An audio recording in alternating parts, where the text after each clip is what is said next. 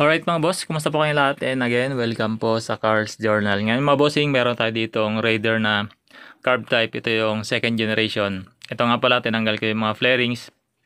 At ito kasi ay matagal itong walang airbox, no? Walang air filter box, so wala din air filter. At ngayon nga ay naghanap ako sa online at nakabili naman ako halagang 500 pesos at pinagtanggalan din ano. So medyo sariwa pa tong airbox nito, ayan, hindi ko pa naikakabit yung mga ibang screw. Ako ba, sinusukat ko pa lang. Ito nga pala, pag magkakabit tayo nito, kailangan natin tanggalin yung kanyang monoshock dito sa ilalim. At ito nga pala yung mga kasama sa set na nabili ko. Yung kanyang cover at meron din siyang kasamang air filter. Medyo sariwa pa yung kanyang air filter. Tsaka meron siyang hose, no, papunta rito sa kanyang makina.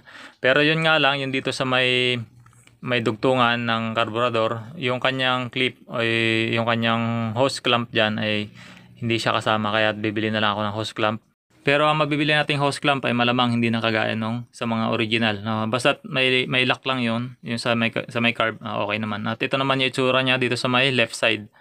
So ito nga pala, tanggal na yung kanyang monoshock bago natin ikakabit yan. At ito nga pala mga boss, gusto ko ipakita. Yung dito naman sa kanyang kabitan ng grab bar. At ito kasi modified na rin yung sa may kabitan ng grab bar, yung dalawang bolt, no. Ito nga pala yung kabitan ng top box. So ayan, medyo makapal na bakal yung kabitan ng top box. Pero dalawa lang kasi yung kanyang bolt. At itong mga bolt nga nito, na-modify na natin to before. At ang ginawa nga pala dito mga bossing, in-oversize. So ang actual size diameter ng kanyang bolt ay 12 mm, no. Pero ito kasi magdedepende na sa type ng bolt na bibigay sa inyo. Pero ito yung naging head niya ay 17 mm. Pero yung diameter ng bolt na ginamit dito ay 12 mm. At bukod doon, sa oversized na bolt na ikinabit ay sinapian din yung ilalim, no? Yung sa pinakalikod, yung kinakabitan ng nut. Kaya pati yung nut nito ay naka-double nut na siya at mas matibay. Ito kasi ang problema sa mga Raider, no, tsaka sa mga Smash, yan ang problema. Yung mga kabitan ng grab bar ay isa lang yung bolt at saka maliit. At kaya nga ito ginawa natin ay minodify natin, tapos may nakasapi na flat bar. Ito, ang flat bar nito nasa 5 mm yan mga bossing. Kung mapapansin natin yung nasa ibabaw, yun yung original. At yung nasa ilalim, no, mas makapal, doble yung kapal.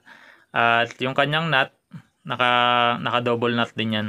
Kaya kahit higpitan natin ng husto, tapos malaki na yung bolt na nakalagay, at fine thread pa ito, no, yung fine thread kasi mas maganda din siyang gamitin sa mga ganito. At mas maganda yung lapat niya. Pero kung hindi naman fine thread, no, okay din naman. Kumbaga ito nasa 1.0 ang pitch nito. At ayun mga bossing, at sa mga meron din Raider na at mahilig maglagay ng top box at saka mabigat ang load. So pwede natin gawin to, no? Pwede nyo gawin. I-oversize yung mga bolts. At ito nga rin pala mga bossing, yung Raider nito ay naka convert na rin yung kanyang rectifier, no? Naka full wave na rin ito. Ayan, naka full wave, 5 wires siya. Ano lang ito, mga Lihua brand. Yan. So goods naman siya, matagal-tagal na rin na ginagamit yan, yung full wave na rectifier. At mas maganda ang charging. So ayun lang mga bossing, no? Gusto ko lang i-share kung ano yung mayroon dito sa ating Raider 150 na carb type second generation.